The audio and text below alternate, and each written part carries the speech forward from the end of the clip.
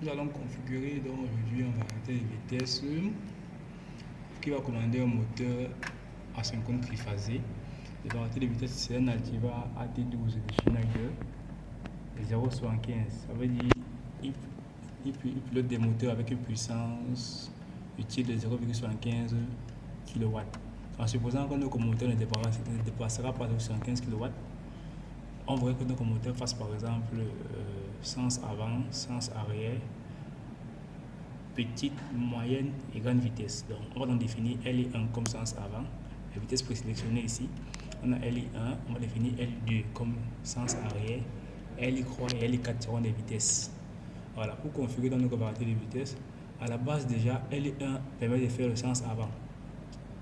Voilà, donc on va donc configurer LI2 pour qu'il fasse le sens arrière. Pour configurer LI2 en sens arrière, on va donc aller sur configuration.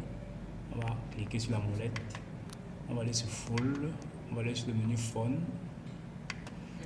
Et ici, on va choisir RS5. Et il faut mettre ici L2H. Là, L2H représente ici le LI2. Voilà, pour dire qu'il va faire le sens arrière. Donc, on configure LI2 comme sens arrière. La bouche LI2 comme sens arrière. On va valider. Voilà. Voilà, c'est bon, il a été validé. Maintenant, on va revenir en arrière. Maintenant, il faut configurer LI3 et LI4 comme des vitesses. On va revenir sur le menu configuration, aller sur full, aller sur phone, menu phone, aller sur PSS, mettre PS2 L3H pour dire L3H c'est une vitesse.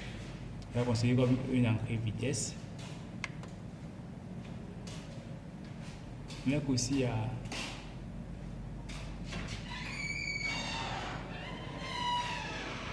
PS4 L4H qui sera considéré comme, pour que L4 soit considéré comme une entrée vitesse également.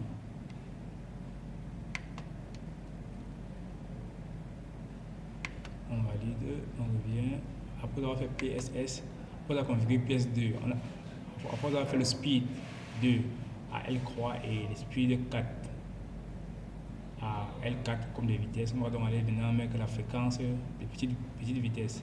Nous sommes allés sur speed 2, donc SP2, donc on va configurer ici par exemple 5 Hz. J'aimerais que quand c'est en petite vitesse, on aura 5 Hz. Ça veut dire que quand L croix sera à 1, quand L croix seul, quand L croix sera à 1, on aura donc 5 Hz. Donc on aura la petite vitesse. Je valide et puis on a sur SP croix. SP croix donc quand on aura uniquement LI4 fermé et que LI3 sera ouvert, on sera à 30 Hz, c'est-à-dire la moyenne vitesse. Je valide également. Voilà, il me dit Hz, c'est bon. Maintenant, speed 4, c'est-à-dire quand on aura LI3 et LI4 à 1. Dès qu'on a LI3 et LI4 à 1, on sera dans le speed 4.